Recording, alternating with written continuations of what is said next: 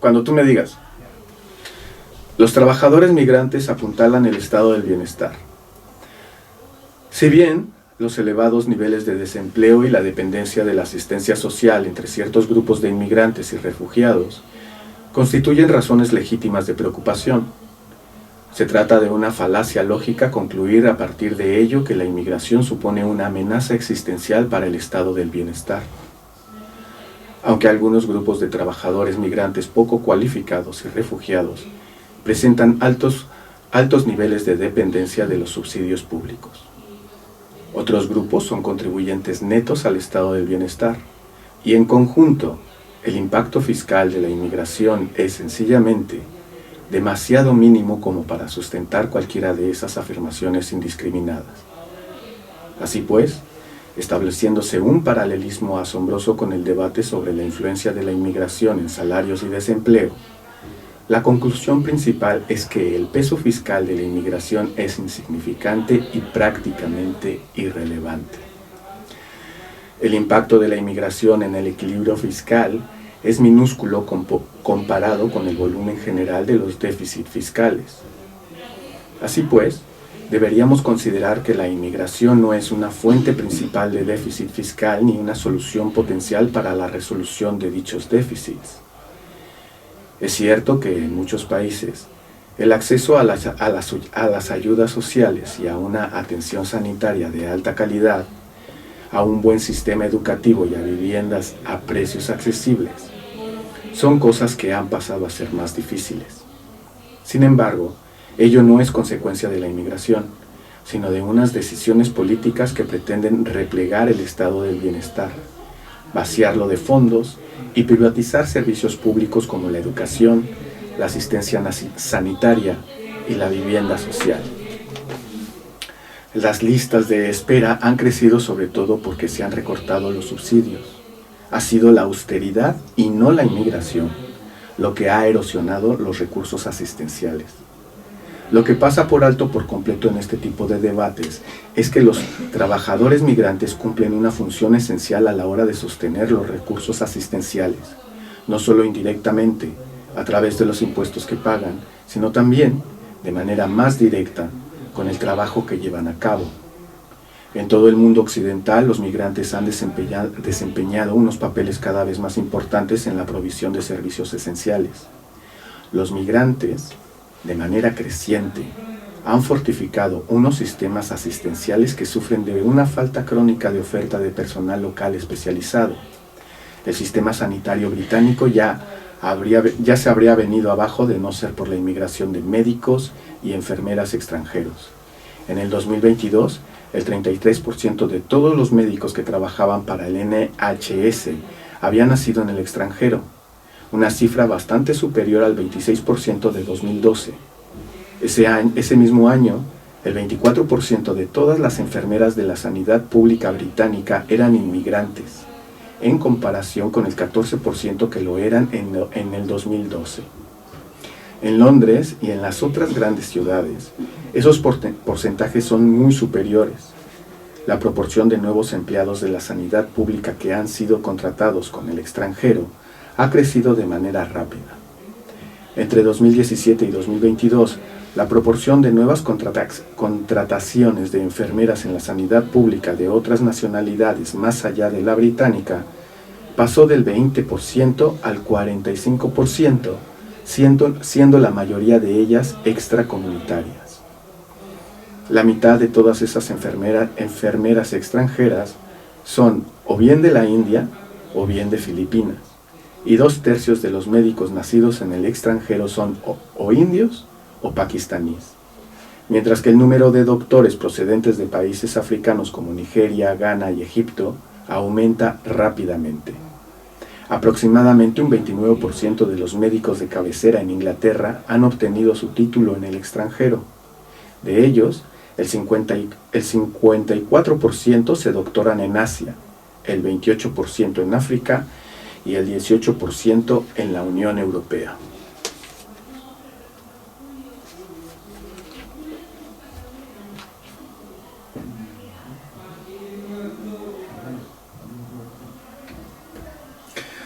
Bueno, hemos escuchado pues el testimonio de un amigo que también es inmigrante, que ya lleva bastante tiempo por acá. Bueno, es una opinión y por eso me gustan estas cápsulas, porque son opiniones de que no todos vivimos como vivimos y cada uno vive y tiene sus propias percepciones del entorno en donde está. Que por cierto, aquí vamos entonces a hablar con esta gran amiga que se llama Antonella. Antonella, ¿qué tal? ¿Cómo estás? Muy bien, muy bien. Buenas tardes. Antonella, ¿dónde naciste? Bueno, yo nací en Montevideo, Uruguay, en el año 89. Vale, tampoco me tienes que decir tu edad, ¿eh? O sea, para ubicarnos, sí, Montevideo. Así Montevideo. Me hiciste sentirme viejito. Yo dije, güey, del 89, millennial, ¿no? Sí, oficialmente, ¿no? Sí, ahora ¿no? lo llaman así, sí. Y naciste en Montevideo. Uh-huh. Y entonces, ¿qué pasó? ¿Por qué emigraste? ¿Cómo te saliste de ahí? ¿A los cuántos años? ¿Fue por alguna causa familiar? ¿O simplemente porque tú querías ver más mundo? ¿Sabes? Estas cosas que uno de repente decide, o por suerte, o por mala suerte, o por... ¿Qué pasó para que te salieras de Montevideo? ¿Estabas bien en Montevideo, no? Supongo. Bueno, es más complejo, porque en realidad yo no decidí venir aquí. Vine cuando tenía 12 años. Por tanto, en realidad, quienes migraron por decisión propia fueron mis padres. Ajá. Y a mí básicamente me arrastraron desde Uruguay aquí, ¿no? No tuve mucho margen de decisión. Entonces, obviamente el año en que llegamos fue en 2003. Ah, mira. Ajá. Y es un año crucial para entender los movimientos migratorios de las últimas décadas, ¿no? Sobre todo en relación a Latinoamérica y Europa. Qué curioso, yo llegué también en el 2003. Ajá, pero sí. Yo te digo, yo en no... otro contexto. Sí, porque no pensaba, yo venía con billete de ida y vuelta, vine solo acá a la carrera, ¿sabes? Entonces... Pero bueno, por cuestiones de, pues eso, que te dejas llevar con la vida y entonces, ¿qué fue? ¿Que tus padres les ofrecieron trabajo? ¿Pues tenían algún problema en Uruguay? Bueno, es más sencillo y a la misma vez más trágico, digamos. En 2003, en Río de la Plata, Argentina, Uruguay, hubo una gran crisis que venía del 2001, ¿no? Sí. Todo lo que se había gestado con lo que aquí se conoció también como Corralito y todas estas movidas, o sea, había una gran crisis económica. Y básicamente fue una cuestión de supervivencia. Ahora podría ponerme a decir si estaban mejor, peor, si podrían haber resistido allá. Bueno, plantearse eso no tiene mucho sentido. Básicamente tomaron la decisión, eran bastante jóvenes además, o sea, tenían menos edad de la que yo tengo ahora mismo. Sí. Y con 2 hijas, con lo cual también yo ahora lo pienso y digo, ostras, qué decisión, ¿no? Y bueno, creo que por la edad, por cómo eran ellos, en realidad en un momento de su vida muy jóvenes, antes de tenerme a mí incluso, pensaron en irse a Italia, al final no se fueron. Creo que siempre fue una cosa que tuvieron en mente. Y en 2003 la situación sinceramente era un poco complicada, básicamente no había demasiado horizonte de futuro ni mucha estabilidad.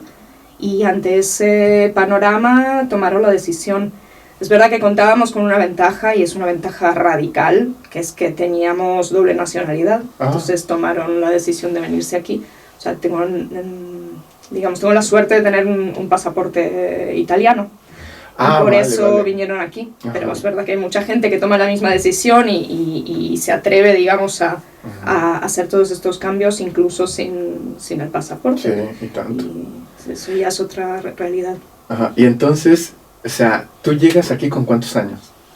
Pues tenía 12 años. 12 años. Sí. Y te meten que a la secundaria, ¿no? Sí, fue bien raro porque además yo llegué a principios de marzo.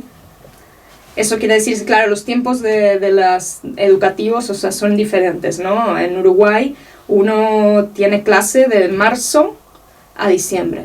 Ajá. ¿Vale? Y luego es enero-febrero, es verano. Sí, claro. Aquí no, aquí tú estás de septiembre a junio y verano, julio-agosto.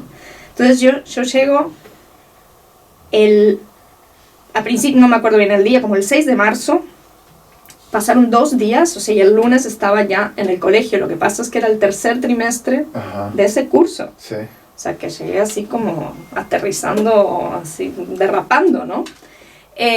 Y otra cuestión, que es que yo venía de Uruguay de haber terminado primero de secundaria. Sí.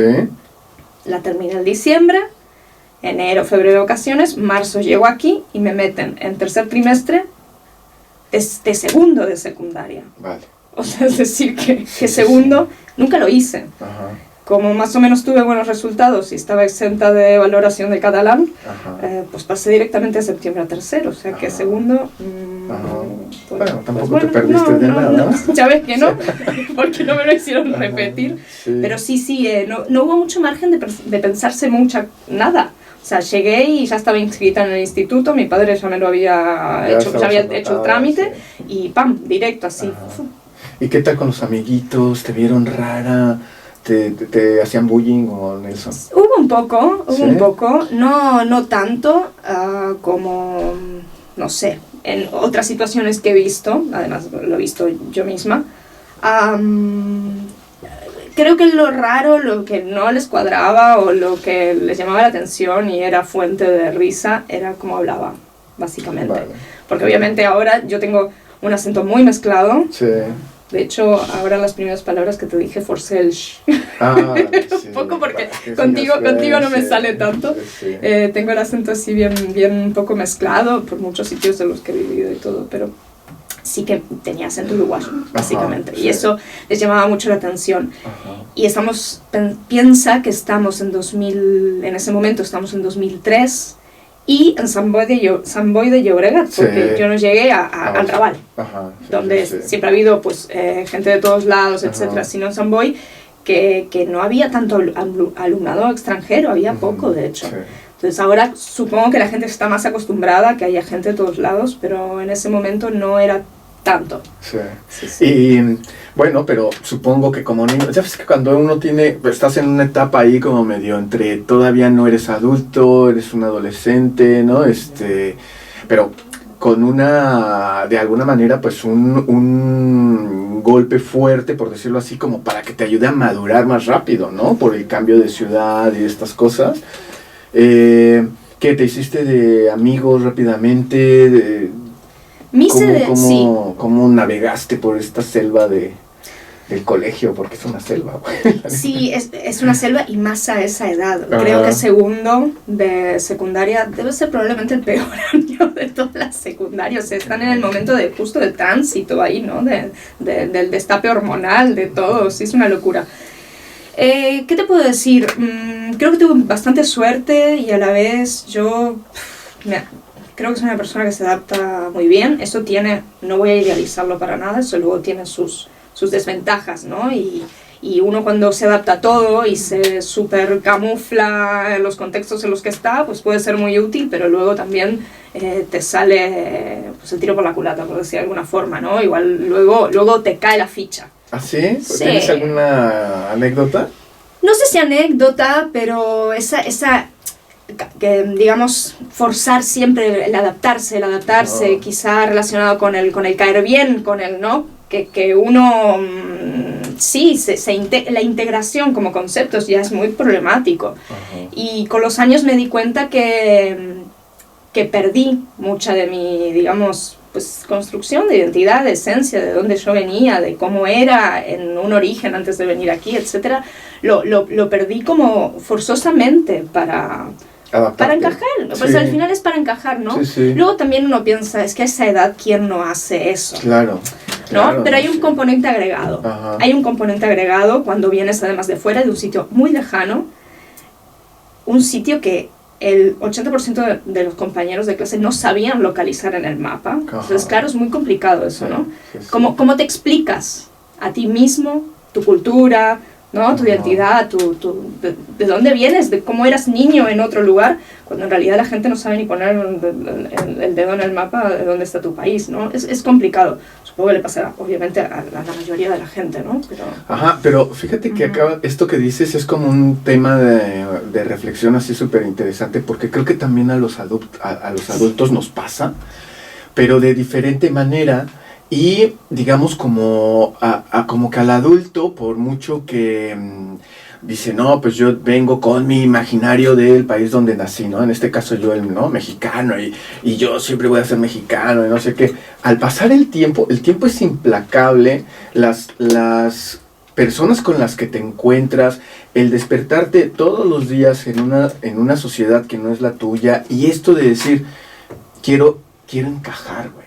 Quiero encajar, o sea, yo quiero encajar aquí desde los 20 años que llevo aquí, ¿sabes? Todavía, o sea, yo sigo diciendo no, güey, o sea, pero ahora lo llamamos adaptación, ¿sabes? O sea, como adulto, porque seguir diciendo, ay, es que me quiero encajar, como que suena muy pueril y que es algo que ya uno de alguna manera ya maduró porque ya creciste y ya lo superaste, y yo creo que no es cierto, ¿sabes? Yo creo que cada vez, o sea, nosotros como personas no nacidas en la ciudad donde estamos, siempre estamos en esa mezcla, aunque no te lo preguntes, porque lo demuestras, ¿sabes? O sea, y cuando ves así como hablamos, o cómo ya está, cómo nos comportamos, y cómo ya tenemos así como una convención de cómo nos comportamos, ¿no? De hecho, no sé, ciertas cosas de, ay, vamos a comer, luego vamos a cenar, y luego no sé qué, vamos a hacer el gin tonic y la canción, ¿sabes? ¿No? O sea, como que dices, güey, o sea, cuando mi vida ya, pues, era completamente diferente, güey, ¿no? Claro, igual todos sufrimos o padecemos o experimentamos, vamos a ponerlo así, experimentamos esas cuestiones. Todo el mundo, migrante, no migrante, los migrantes obviamente más, porque hay una necesidad de supervivencia. Supervivencia no solo material, sino emocional. Uh-huh. O sea, si uno en realidad no empieza como a intentar acomodarse o entender, ¿no? O formar parte de, más que adaptarse, es como formar parte de una comunidad. O sea, se empieza a aislar, o sea, lo tienes que hacer sí o sí. Somos seres sociales, entonces estés donde estés, es un proceso que tienes que hacer, ¿no? Uh-huh. El punto es, para ese proceso, ¿qué tanto tengo que dejar de mí, ¿no? Sí, atrás, y qué tanto no. Y creo que para los migrantes, las migrantes, es un tema y además es un tema que nunca acaba. Uh-huh. Es decir, uno siempre está autoevaluando, uh-huh, pues ese proceso de pérdida, uh-huh, ¿no? O esa como tú decías, ¿no? Esta capacidad de adaptación también, o de encaje. También la cuestión de estar autocuestionándote todo el tiempo, ¿no? O demostrando. Sí. Uh-huh. Y entonces, acabas la secundaria, te vas al bachillerato. En el bachillerato ya es algo, supongo, como lo viviste, más relajada, ya más adaptada, ya. Sí, en el bachillerato ya habían pasado unos años y también los grupos de amigos van un poco mutando y uno se va encontrando más quizá con gente que, digamos, unos quedan de lado, otros permanecen. Ajá. Y siempre la historia de todo el mundo, y llega gente que luego se queda para toda la vida, ¿no? ¿Tienes sí, de esa época, sí. Ah, pues chido. De hecho, una de las primeras personas que conocí, bueno, el primer día de instituto, conocí a una persona, y esa persona es una de mis mejores amigas hoy en día. Ah, pero solo una. Ajá. O sea, digo, bueno, que ella es un montón, ¿sí? Sí. Es un montón. Y luego en bachillerato sí que conservo un par de amigos importantes, y luego, claro, gente que va llegando. Bachillerato sí, lo recuerdo mucho más agradable. Teníamos una banda, ya estaba como con cosas que me gustaban. ¿Banda de qué? De rock, sí. ¡Ah, no me digas! Sí. ¿Tú tocas un instrumento? La batería.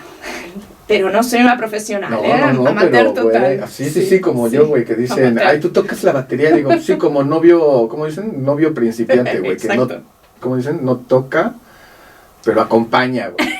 Algo así, sí, algo así. Ah, órale, tenías una banda. Sí, ¿y qué tocaban? ¿Qué género? Bueno, intentábamos tocar rock. Creo que en esa época más bien tiraba metal. Luego tuve también un grupo como más punk. Más punk. Qué chido. Ese de hecho lo recuperé luego del COVID, pero lo perdí enseguida porque es un desmadre. O sea, pero se ponían a ensayar. Sí, ensayábamos, y en esa época estábamos como muy... Nos lo tomábamos en serio, que nunca fue serio. Pero llegaron, por ejemplo, a tocar en algún bar. No, que va. Creo que ¿En algún piso con amigos? No. Tampoco. No, para amigos que venían al local creo que era lo único. Porque ¿dónde ensayaban? Mira, ensayábamos, yo creo que no existe, pero no sé, en Hospitalet, la una de las salas era la Universal, no sé si existe aún, y alguna otra, pero recuerdo especialmente esa. Luego con el grupo de punk, no, con el grupo de punk ensayábamos en San Boy, en una casa ocupada, que esa sí ya no existe, que se llamaba la Casa de Nunca Jamás. Órale. Sí. ¿Y los integrantes del grupo eran mixtos? ¿Eran también inmigrantes? No, ¿sabes qué? Inmigrante ninguno, solo yo, en los dos grupos. Y mixtos, solo el del instituto, digamos. Luego el de punk no, era solo yo. El otro sí tenemos 3 chicas y 2 chicos, de hecho éramos más chicas que chicos. Pero ahí está un poco el tema, ¿no? Que no tuve amigos migrantes hasta el máster. Hasta el máster. Sí. Vale. Ahora, espera, ahorita me empiezas a contar de eso, sí. Porque sí que me gustaría que un poco cerráramos este bloque contándonos cuando entras a la universidad, cómo se te hace también este mundo del estudiante ya más en donde que estudiaste. ¿Qué onda con ese? Bueno, yo decidí estudiar Historia del Arte. Ahora no me preguntes bien cuáles fueron los pasos para tomar esa decisión. Pero sí empecé a estudiar Historia del Arte aquí en la Universidad de Barcelona.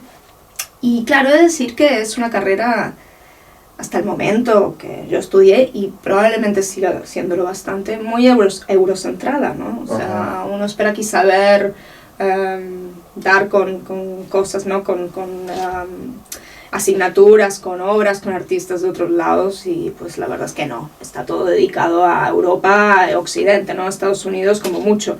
Realmente carece mucho de una visión que esté extraeuropea, ¿no? Es decir, o sea, cuando tú quieres estudiar historia del arte, quieres como un intercambio más con los artistas, ¿no? O sea, ¿qué te esperabas de esa carrera? Sí, a mí me gustaba mucho, digamos, el arte, también la producción artística, pero no lo tenía muy claro.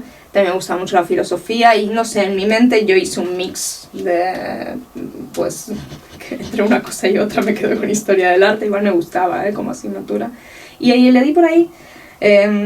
No sé bien por qué más. La cuestión es que, hablando de la carrera, sí, hasta ese momento no tenía mucho contacto ni con Uruguay, ni con Latinoamérica. Digamos que mi vida estaba muy centrada aquí, ¿no? En Cataluña, sobre todo. Sí, tanto por amigos como por la carrera, ¿no? Por los contenidos. Pues es eurocéntrica. Ahora, Without Face, del Rage Against the Machine. Y continuamos con la entrevista aquí a Antonella. Y entonces sí, a ver, llegas y empiezas a hacer, bueno, pues tú llegas al máster, ¿no? Y en el máster, ¿qué pasa? Bueno, luego de la carrera de Historia del Arte, ¿qué pasa en el máster? Bueno, cuando acabé la carrera supongo que tuve una crisis, ¿no? Tenía 21 años, estaba joven. Y decidí hacer un máster en estudios latinoamericanos. Vale. Y en mi mente creo que era, soy latinoamericana, esto se me va a dar bien. O sea, cosa que es totalmente absurda. Y no sabía bien dónde me metía.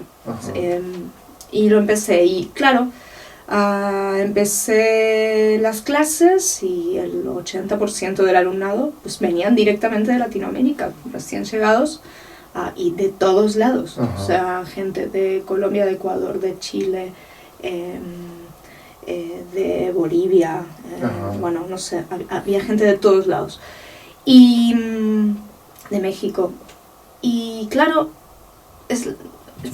sonará raro, pero es la primera vez que empiezo a tener relación y afinidad y luego a grandes amistades con gente de mi continente.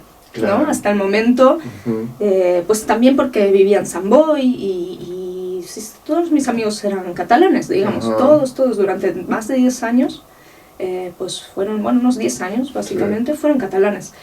Y bueno, fue un shock para mí, un choque, pues sí, un choque cultural y un digamos, un momento de replanteamiento de uno mismo, ¿no?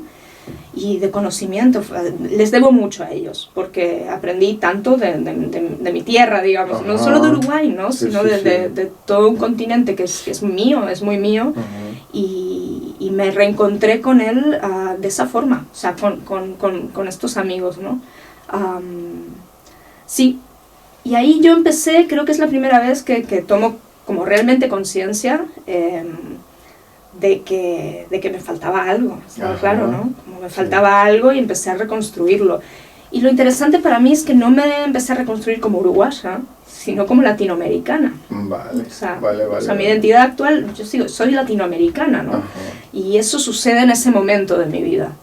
Digamos que partes desde Tijuana hasta la Tierra del Fuego. Total. ¿No? O sea, digamos que ese es tu... Sí, y de hecho me encanta decirlo, es decir, soy de este continente, ¿no? También me siento muy uruguaya, pero esa reconexión con mi lugar de pertenencia es más desde un ámbito latinoamericanista, ¿no? Sí. Y eso fue muy enriquecedor, les debo muchísimo. Sí. ¿Tienes algún autor favorito de Latinoamérica? Bueno, tendrás unos cuantos. Tengo unos cuantos, pero últimamente... últimamente he dado un salto radical y estoy súper contenta, y esto es gracias a otras amigas también latinoamericanas, a mi amiga Melina, por ejemplo, que es que estoy empezando a leer mujeres escritoras latinoamericanas, pero así sistemáticamente, y o sea, estoy súper contenta y a la vez me da rabia haberme perdido tantos años de no leer mujeres, ¿no? Porque lo que nos llega siempre llegan hombres y grandes escritores, que si el boom latinoamericano, claro, tenemos unas figuras que son obviamente irreemplazables y maravillosas, pero hay un montón de mujeres escribiendo, ¿no? Desde ahora, muy famosa, Mariana Enríquez, con esta literatura de terror, pero que también es muy social, ¿no? Con una crítica social súper interesante. Leí este libro, el invencible verano de Liliana. Sí, cómo no. Sí, wow. ¿Sabes? Ese libro, yo lo leí hace como... cuando fue la pandemia, en el 2022, ¿no? Sí, 22. Sí. Y ves que, bueno, para esto... Bueno, 20, ¿no? Más bien 20. Sí, ¿no? 20. Del 20 al 22, ponle. Se fueron unos años medio raros. Bueno, fue cuando en el verano pudimos salir de vacaciones, las primeras vacaciones, y nosotros decíamos, no nos vayamos a un país lejos, porque pues igual y otra vez nos encierran, y a lo mejor tenemos problemas con la aerolínea, etcétera, y entonces dijimos, pues vámonos a Mallorca. Y me acuerdo que nos fuimos a Mallorca y yo me llevé ese libro. Me sorprendió tanto las coincidencias que tengo, bueno, en el sentido de que la hermana, o sea, la tal Liliana, es una chava que estudió arquitectura. Sí. En la UAM Azcapotzalco. Vale. Mi hermana menor es arquitecta. Luego, yo estudiaba en el CCH Azcapotzalco, o sea, en ese mismo barrio. Luego Liliana se va porque tienen una casita en Metepec, que es Estado de México. Pues yo hubo un tiempo en donde yo estudié en un pueblito que se llamaba Santiago Tianguistenco, y al lado estaba Metepec también. Ajá. ¿Qué más tenía en...? Luego cuando la hermana de Liliana, que es la escritora, porque ella da clases en Los Ángeles, ¿no? Y regresa a México pues un poco a abrir el expediente, ¿no? Está en la calle Ámsterdam, que la calle Ámsterdam está en la Condesa, y la conozco súper bien esa calle.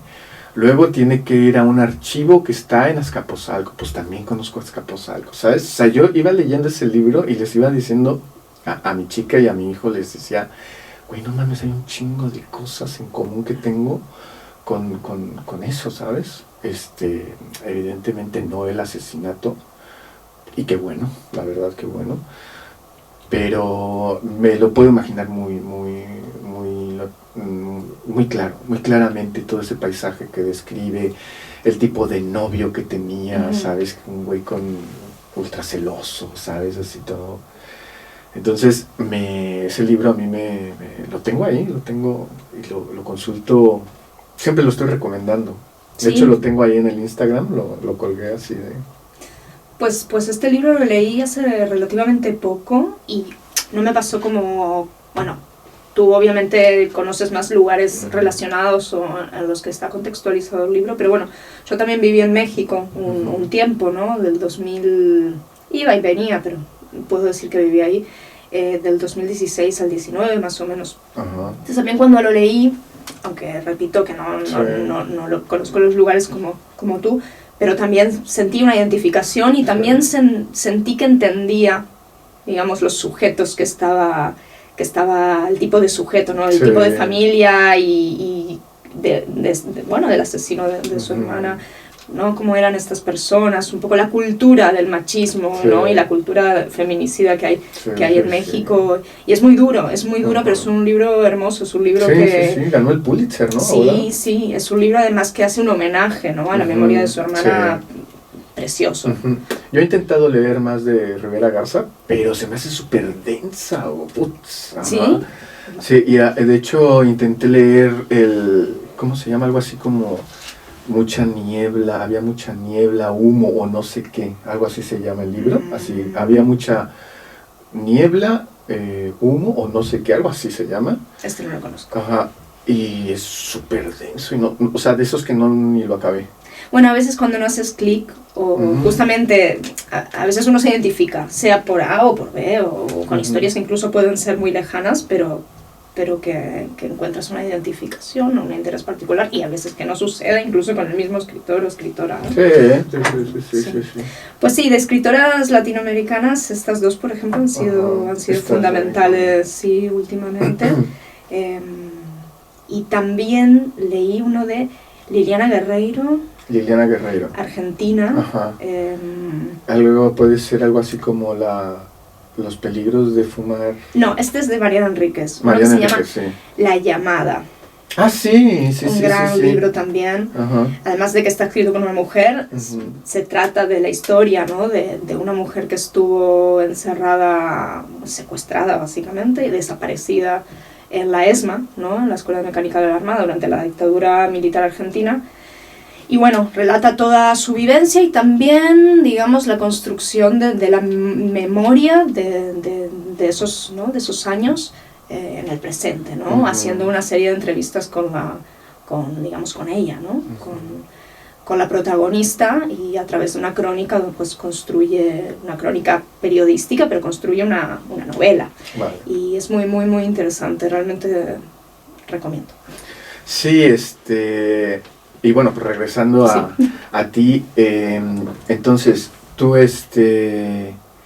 decides estudiar Historia del Arte, y ahora ¿en qué estás metida?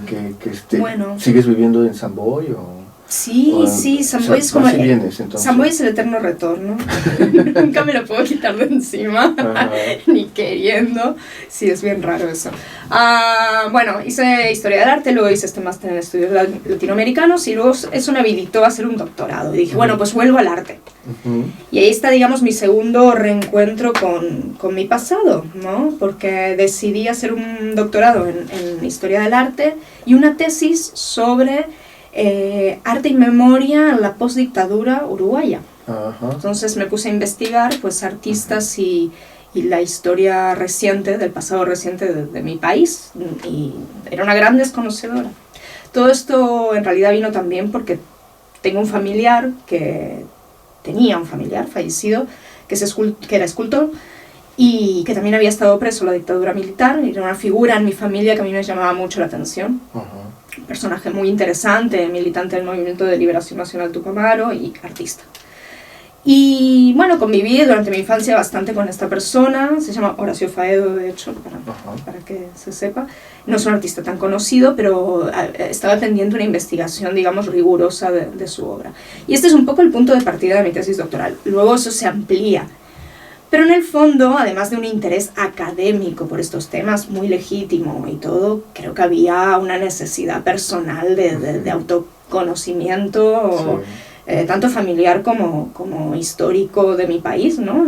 Fue esos años, todos los 20 años, digamos, de los 20 a los 30, hubo un trabajo de reencuentro con mi pasado, que no es solo mío, que es el pasado de muchas personas y el pasado de todo un país y de muchas generaciones, que no me tocó vivir, digamos, ¿no? Entonces lo busqué de esa forma, una forma más o menos desacertada, no sabría decírtelo, pero fue una búsqueda. O a lo mejor hasta inconsciente, ¿no? No sé, te hace que... creo que ahora lo explico muy claramente, pero sí fue un poco inconsciente. Claro. ¿No? A veces como, no sé, a veces como que... Fíjate, yo por ejemplo, yo decía que yo no extrañaba la comida mexicana. Hasta que soñé. Imposible. Hasta que soñé, o sea, ¿sabes? O sea, empezaba a soñar que iba a los mercados y me comía ahí toda y me embarraba de comida y no sé qué. Y fue cuando dije, güey, algo está pasando que necesito regresar un poco a eso. Cuando a uno le duele mucho, porque no ha hecho quizá un duelo debidamente, las cosas vuelven de alguna forma. Yo, por ejemplo, admito que mi adolescencia, o sea, mi primera adolescencia, los años más duros en realidad, en los que pues, perdí mucho contacto con mi país, también como eres pequeño, tampoco tienes la posibilidad de viajar si tus padres no viajan o no te lo pagan, o sea, eso es muy, también hay que entenderlo. Y no viajé en 10 años a mi país, ¿no? Y yo renegaba mucho de mi país. ¿Sí? Muchísimo. Era no, extraño Uruguay, no, que va, estás al tanto de lo que pasa en tu país, no, ¿para qué? ¿No? Y luego te cae la ficha. No, hubo un momento que me cayó la ficha y fue cuando también, contacté, sin quererlo, con gente con la que me reconocía, ¿no? Sí. Que fue esto ahí con el máster y a partir de ahí, pues todo lo demás. Sí, no, es como, luego hasta como medio cíclico, ¿no? Sí. Como, yo fíjate que yo no renegaba de México, yo renegaba de México en México, ¿sabes? En México así de, qué bien, y no sé qué, ¿no? Estos culeros todos, ¿no? O sea, ¿sabes? Así, ¿no? Sí pasa. Ajá. Pero sí es verdad que a mí me empecé a decir, órale, o sea, el hecho de cuando yo ya me siento aquí inmigrante, empiezo a decir, he perdido cosas, o sea, he perdido, pues, a ver, no lo digo como he perdido de que pues no las pueda, porque sí, o sea, por ejemplo, gracias también al internet, pues puedes tener como otra vez ciertas, ¿no? Tienes más información, o sea, ¿no? Ciertos autores, ¿no? Historia, ¿no? Pero sí dije, güey, o sea, sí he dejado, por ejemplo, detrás una especie de comportamiento, de idiosincrasia, de sentido del humor, y que yo creo que lo sigo buscando cuando estoy aquí en Barcelona, ¿sabes? Y cuando estoy con ciertas personas que digo, güey, cómo disfruto de compartir ese sentido del humor que de alguna manera dejé allá. Claro, no, total, es que ser migrante siempre supone ganancias y pérdidas, digamos, culturales, ¿no? Y identitarias y de todo tipo. Yo en mi caso, claro, como me vine en una edad en la que uno no está totalmente construido, ¿no? Es una realidad, edad de hecho crucial para que una persona se constituya, ¿no? como un ser adulto, funcional, etc. Entonces, claro, hay cosas que más bien de las que no me di cuenta, ¿no? Procesos que estaban sucediendo que no me di cuenta, que perdí, que no perdí, cómo me hice, pero sí siempre... A posteriori uno piensa, ¿no? ¿Cómo hubiese sido yo si me hubiese quedado en mi país, ¿no? Sí.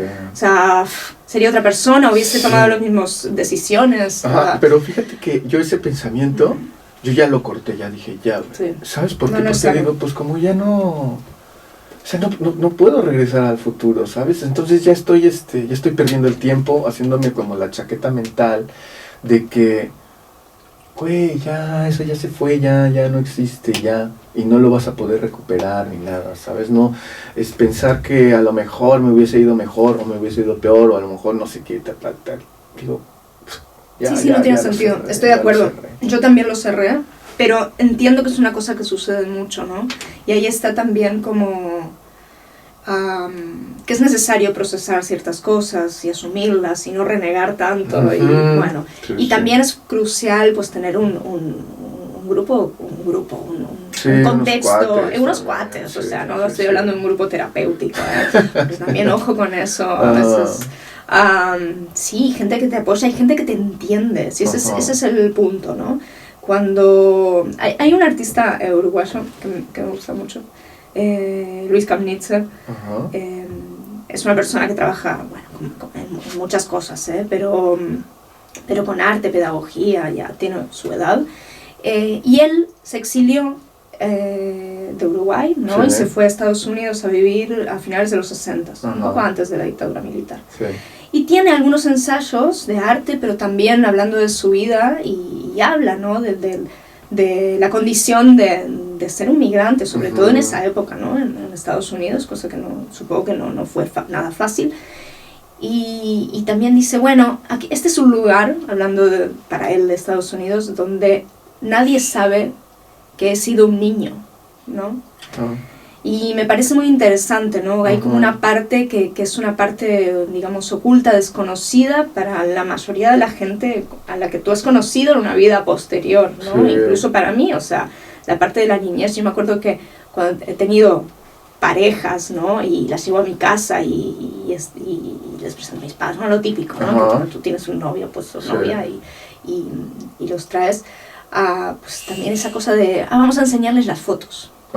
Yo eso lo hacía mucho, que parece una cosa de abuela, pero es como le enseñarles las fotos de la infancia y siempre se cortaban en un momento, o sea, el momento de llegar a España, yo no enseño fotos, solo enseñaba fotos de mi pasado en mi país, porque es verdad que es una parte que no es tan patente, o sea, que no es tan clara para la gente que vive tu presente, ¿no? Sí. Y que puede formar parte de tu futuro también. Es un poco, bueno, llámalo una manía, no sé si todo el mundo hace lo mismo, igual no estoy muy bien, no sé, pero sí lo he hecho eso. No, pero fíjate, a mí, yo me siento relacionado con eso en el sentido de que a mí me gustaba que aquí nadie me conociera. Bueno, eso es otra historia, claro. ¿Sabes?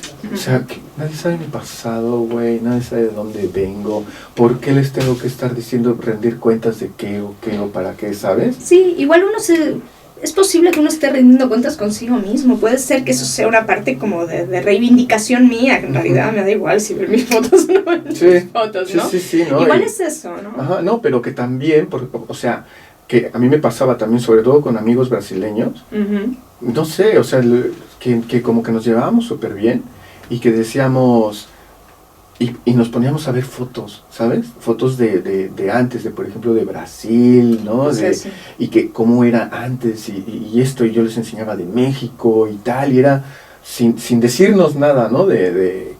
Sino simplemente como el hecho de pues tenemos un pasado en donde pues no nos hemos conocido de niños, de adolescentes, ¿no? O sea, hasta ahora nos estamos conociendo, somos dos perfectos desconocidos, pero tengo un chingo de confianza contigo, ¿sabes? O sea... Sí, no, porque es una parte, creo que es una parte de la intimidad de uno, ¿no? Al final queda como... En mi caso es una parte muy íntima también, como mi vida en Uruguay, y es bien interesante porque para mí... Yo soy medio uruguaya y medio de no sé de dónde ya, pero siempre digo, no, pues mi vida en Uruguay ya es la mitad de lo que ha sido mi vida en otras partes del mundo, ¿no? Mayoritariamente aquí, pero también en otros lados. Entonces, pero para mí, yo lo siento que siempre es la mitad de mi vida. Siempre es la mitad de mi vida. Sí. Cuando ahora ya sé, literal casi el doble que estoy en otras partes, pero es tan importante, ¿no? Es como uno, al menos en mi caso, como lo he construido, ¿no? Y el lugar que le he dado en la construcción de mi subjetividad, ¿no? Pues sí, que siempre es la mitad. Bueno, pues me encantaría quedarme a hablar contigo hasta las tantas. Nos hace falta aquí un tequila, unas cervezas. Solo agüita, ¿eh? Sí. Para la otra que venga, si hay una segunda parte, ya le voy a pedir permiso aquí a los muchachones para que me dejen traer algo de cipirilín y que se haga más así toda la noche, ¿no? Hay que poner el corte. ¿Cómo te encontramos en las redes sociales? Pues ¿cómo me encuentran? Pues depende. Para alguien que me quiera contratar, el LinkedIn pues no sé, me buscan Antonella Medici, me llamo, y les va a salir enseguida, seguramente. O también esto de la cineteca. Bueno, Cinetecas del Trabajo. Es que acabo de, digamos, casi cerrar un proyecto con el que llevo trabajando todo el año. de mediación artística en el barrio de San Andreu. Está muy relacionado con memoria también, ¿no? Que es como mi ámbito de arte y memoria, mi ámbito central de investigación, pero con memoria de los barrios, ¿no? Y también con la memoria que estamos construyendo en el presente, relacionada al trabajo precario, a la gentrificación, a la expulsión de los vecinos de los barrios, porque esto es lo que estamos viviendo en esta ciudad, tanto aquí en el centro, que siempre ha sido un foco, ¿no? de estas problemáticas, pero también en la periferia de Barcelona, porque la presión es tan grande que se está desplazando hacia allá, ¿no?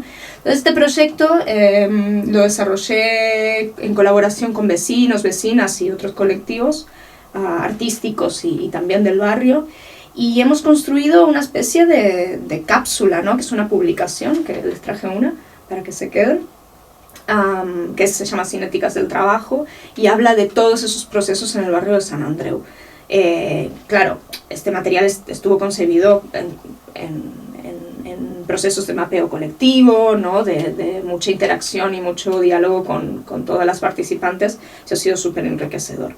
Y justo lástima que no puedo hacer publicidad, porque el fin de pasado tuvimos una ruta urbana para activar los espacios que nos parecían fundamentales para explicar esta historia, y también unas sesiones de proyecciones y unas mesas de debate bien interesantes. Pero el 15 de mayo en el Centro Cívic San Andreu inauguramos la exposición de todo este proceso de trabajo, así que ahí hay una segunda fecha a la que ir. Súper, el 15 de mayo, bueno, pues esperemos ir allí y vernos ahí. Cuéntanos por qué escogiste esta canción, porque vamos a escuchar la canción con la que nos despedimos el programa, esta de Charly, ¿no? Sí, Charly García. Se llama Charly García. Cuéntanos, ¿por qué? Bueno, fue difícil escogerla porque había muchas, un repertorio muy amplio, pero esta canción, los rioplatenses somos un poco melancólicos, para empezar, es bastante melancólica, tiene un poco de tango, pero se llama No soy un extraño, y cuenta una historia que no sé bien, o sea, no hay una traducción literal de una explicación de esta canción, pero bueno, cuenta la historia como de un personaje que va a un bar o que transita por una ciudad que no es como él la recordaba, ¿no? Y que le cuesta reconocer. Realmente no habla de un exilio, que yo sepa, habla de una cuestión más introspectiva, ¿sí? De uno mismo con el entorno, pero yo cuando la escuchaba muchísimas veces y desde muy niña en realidad, y también mucho aquí, y yo sí obviamente ponía mi idea sobre la canción, ¿no? Imponía mi pensamiento, y para mí era como una canción que hablaba sobre el retorno de alguien, ¿no? Y que no se acaba de ver, digamos, identificado con el lugar. Obviamente los recuerdos son traicioneros, ¿no? La memoria es traicionera, uno construye, ¿no? los recuerdos y la memoria, y cuando vuelve al país, luego de mucho tiempo, no es lo que recordaba, o ha cambiado, la vida sigue, es normal, ¿no? Y siempre hay ese choque. Y por eso esta canción, digamos, siempre me remite a esa dinámica, ¿no? A esos procesos. Aunque en realidad Charly haya escrito otra cosa, yo la veo así. Y Charly es fantástico. Bueno, pues nada, muchas gracias por quedarse a escuchar Ya Bailó Berta, es programa de la inmigración. Y los vamos a dejar con esta canción que escogió Antonella Medici sobre, pues, los espacios. Venga, suéltala, y con esta nos despedimos. Muchas gracias, pásenla bien. Adeu.